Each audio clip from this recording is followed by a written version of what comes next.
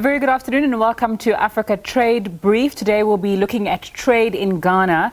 So we know that the historic Africa Continental Free Trade Area Agreement came into effect this year on the 1st of January 2021, and Ghana was selected as the venue for the headquarters to launch the implementation phase of the African Continental Free Trade Area.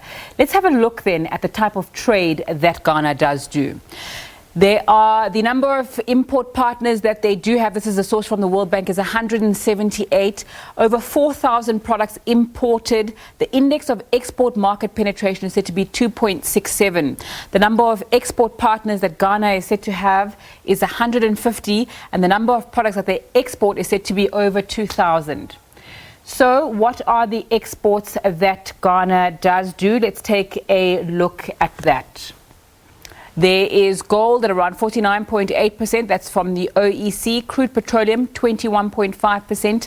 Manganese ore, just 2.25%. Cocoa beans, cocoa paste and cocoa butter featuring on the list.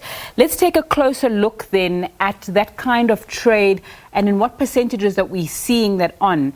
Well, according to the Ghana Export Promotion Authority, cocoa butter made up 11.54% of the non-traditional exports. Cashew nuts about 8.20%, iron and steel make up about 3.15%, and aluminium at 2.7%. So what does Ghana import? We can see from the graphic on your screen, vehicles, machinery, mechanical appliances and the like, electrical machinery and equipment, cereals and plastics as well. And you see that broken down into the kind of percentages that Ghana is exporting. And who does Ghana trade with and who are some of their biggest trading partners? We see that China has got a share around 18.1% of $1.89 billion US. Of course, that data is from 2019. There is always a lag in the kind of data that we do collect and share. The USA has around 9.35%, United Kingdom 6.56%, and India with a share of 5.57%.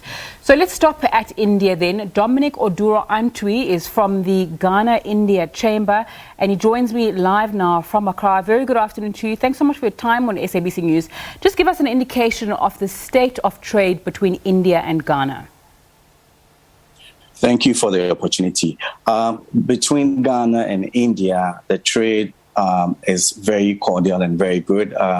We have over about 3.2 billion in terms of trade and then exports, and we've been able to increase it. That is unfortunately because of COVID in 2020, we couldn't have much in that year. But as it stands now, the trade pattern between Ghana and India is still stable and good.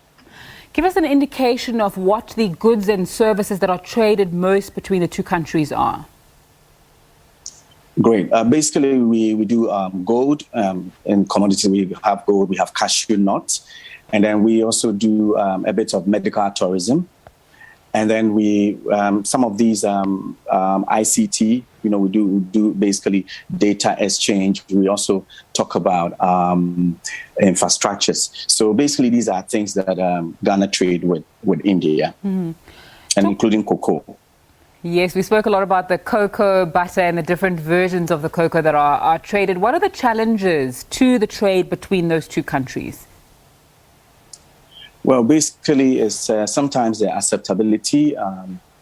Maybe a product leave Ghana and get to India, and it may not be in a certain state that the client is requiring or is asking for. And this is not due to maybe the fault of the importer. Sometimes it is due to the fact that the specifications that were given were not maybe properly adhered to, and that is one. And also, so that sometimes the barrier, that small trade barriers that prevent these two countries from doing good business. But as we speak now, some of these challenges have overcome. Of course, we all know about what COVID did.